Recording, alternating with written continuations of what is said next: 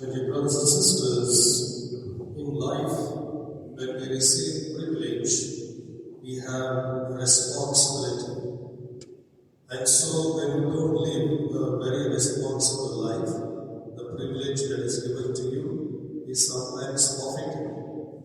We see this in the first reading. Among all the peoples, Israel was chosen to be the people of God. They were given the privileged position. Israel became the apple of God's eye, the favorite one, the pampered one. But with the privilege came the responsibility of being faithful to God, and which Israel did not. And so Israel continued to live in sin. And we have heard in the first reading, Prophet Amos went on telling the people of Israel, you have been chosen race, the royal priesthood, you are the favorite of God.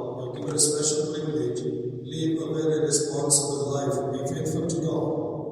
But they did not follow. It's not that God punished them, but when you don't follow a responsible life, automatically ipso facto, you lose all the privileges. And so Israel lost all those privileges and they became ordinary once again. In the Gospel we see the miracle of Jesus calming the sea. He is present in the boat. It's one very powerful lesson we learn today from the Gospel. We may think if I go to the church every day, if I pray every day, if I do all the retreats, if I do all the novenas, and if I live a good moral life, and if I love Jesus, I will have no cross. Even now, when there is a storm, and the boat is in danger of sinking, Jesus is present with them. And still there is a storm. Still there is fear. Still there is insecurity. What is important is that we place our faith in Jesus and not give way to the fear. You know, Jesus is present there. He is living there. He will take care.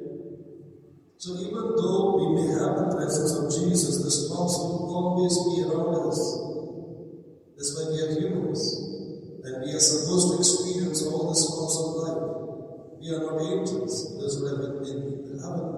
This is earth, and our mission here to live as human life. So what is important is not to get bogged down with fear, but with faith, place our trust in the Lord. No matter what storms come, and how much of insecurity comes, and how much of fear knocks at the door. So when fear knocks at the door of our heart, we send faith to open the door. There you find Jesus. Jesus says, you people of little faith, I'm here with you. Why are you worried? Don't you know me? Don't you know my power? Why are you worried?